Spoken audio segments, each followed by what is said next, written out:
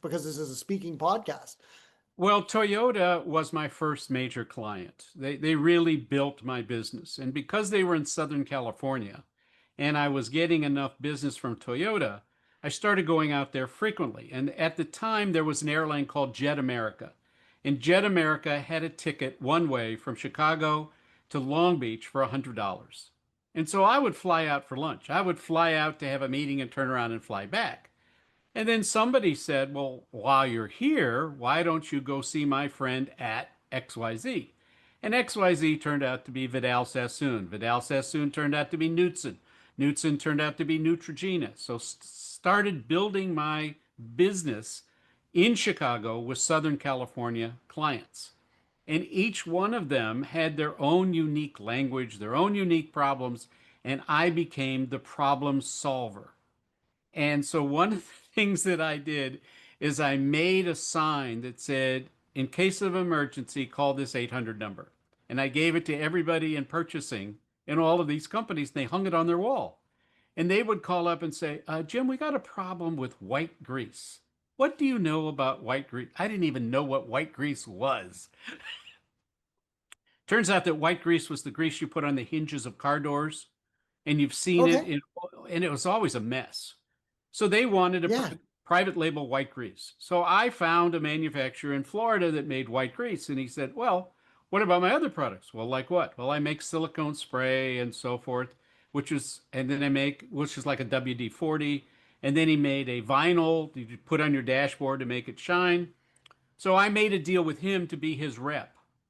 Then I took it back to Toyota, and Toyota paid me to come up with the supply chain. So I got money from Toyota and I got money from the manufacturer on both sides. You know, what's the movie with Peter Sellers that he's like in the right spot at the right time and all and Yes, throughout yes, history? yes. It's like I almost feel there's a bit of that to your life. It's so interesting. But tell me about the actual transition from being a consultant to a speaker and how to and creating a speaking business outside of just doing consulting with corporate clients. Came as pure accident. The only thing I did well with in college was public speaking as a class. And my money making was photography. And so one of the things that I started doing was making 35 millimeter slides for other people. And at the time, that was a Kodak carousel projector filled with 80 slides, etc. And I did this project for a tire company that was coming down to Champaign to have their dealer sales meeting. And the speaker got snowed into Chicago. And they were going to cancel the meeting, even though everybody was already there. And I went to the meeting planner and I said, you can't cancel it. These people are there. You've already spent the money. I'll do the speech. He said, what do you know about tires? I said, nothing. He says, well, how can you give the speech? I said, you didn't ask me what I knew about the speech. I know the speech backwards and forwards. He says, well, what if they ask you any questions? I said, well, I'm not taking any questions. I'm done with the speech. I gave the speech and I got a standing ovation. And the guy came back to me and he said, that was great. Here's a check for $2,500. And I said, wait a second. You were paying the speaker $5,000. I know that. Why am I getting 2,500? Because, well, you're not a professional. I said, the audience didn't know that. Either you pay me the $5,000 or I'm going to wander around out here and tell people that you shortchanged me 2,500 bucks. And I don't think that's going to go over. He said, well, that's blackmail. I said, no, that's just good business. It's called PR. Now, what are we going to do? He said, okay, we'll go get you the rest of the money. And then I realized that I could get $5,000 for 60 minutes. And I thought that was the best idea I'd ever come with. And that's how I got into speaking. So now, who are the primary audiences that you would generally speak to when you go out there when you're looking for engagements? So typically, associations have been my biggest target because for an association, it's what I refer to as a target rich audience. Their members are also potential customers. As opposed to talking to a single corporation, then you're talking to just divisions or people within the same organization. Where an association is much broader, and many of the people that are attending the association belong to other associations. So, as an example, I got called to be a speaker for the Cremation Association of North America. And I said to the guy who called me, I'm Jewish. Jewish people don't get cremated. He goes, do your homework. Yes, they do, if they're reform. So I did my homework, and it turns out he called me back and says, what do you think? I said, well, this is fascinating, I'll take it. And I went out and interviewed 100 funeral directors, either by phone or in person. And I ran the speech by them. I asked them what they liked, what they didn't like, what were the buzzwords, what was the specific language. And I was the second keynote speaker. There was an opening speaker and then me as the luncheon speaker. The opening keynote speaker was a very famous person from NSA. And that speaker never used the language. She refers to the ashes. They're not ashes, they're cremated remains. She referred to them as customers. They're not customers, they're families. So when I got up there, I was using their lexicon and their language. And I got a standing ovation, which that other speaker did not get. Fella came up to me and he said, "Son, how long have you been in the cremation business?" I said, "Including this speech, about 48 minutes." And he said, "You nailed it. It was absolutely," he says, "I am on this board.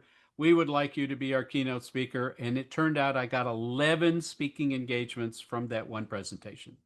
So, and it sounds like a lot of that comes down to the research before the speech. I think a lot of speakers think that as long as I'm an expert on my topic, that's enough. I can get up and I can just give this rote speech that's on my topic. But for you, it seems the success comes from doing the research and doing the interviews. How much would you encourage other speakers to try and do something similar to that, as opposed not be that famous NSA speaker, NSA being the National Speakers Association, who did not do the research? I research every single talk that I give. I customize the language. If you're not talking to the audience in their language, then they don't hear you.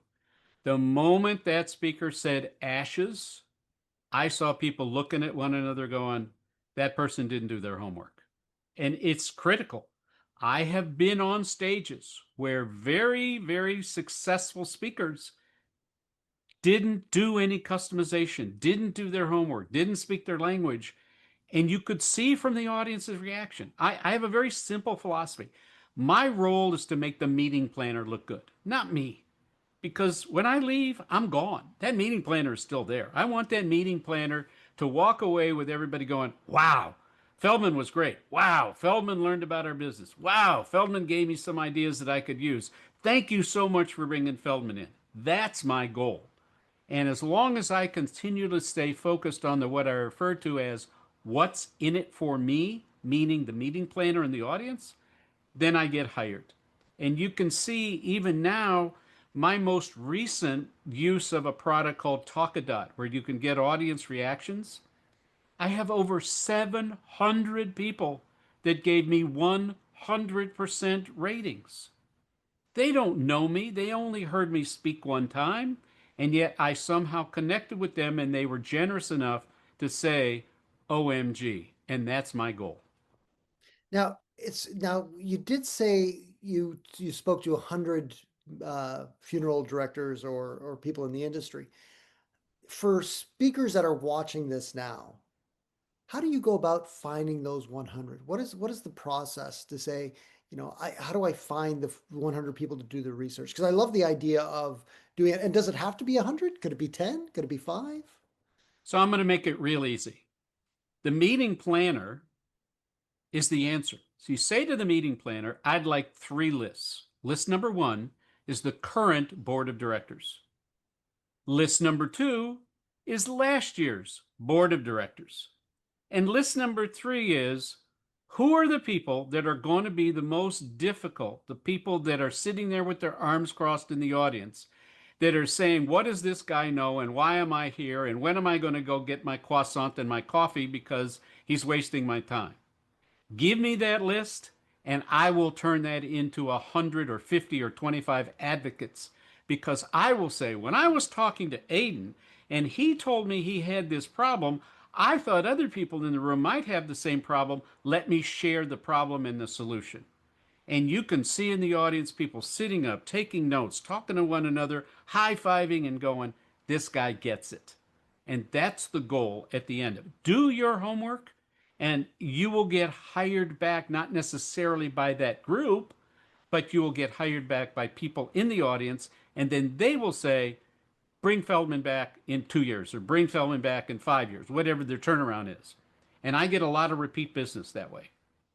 That's fantastic. Is there any message you'd want to give to planners or decision makers that watch it before we throw to your showcase video, which if you guys want to see the showcase video, the link is actually below in the YouTube description or in the podcast description. We do have a direct link to Jim's showcase before we just cut into it. But I do want to say that it is there. And it does include Jim's phone number, his website, his email address. You work directly with Jim, and so you get to skip the middleman and or bureaus or anything. You just go straight. You contact Jim. You can book Jim. He's a great guy and very easy to work with. So to the meeting planner, I would say there's really one question. Are you customizing the material to our audience, or are you just doing off the shelf? I had a conversation with a very famous speaker, and I heard him speak. I heard him speak again.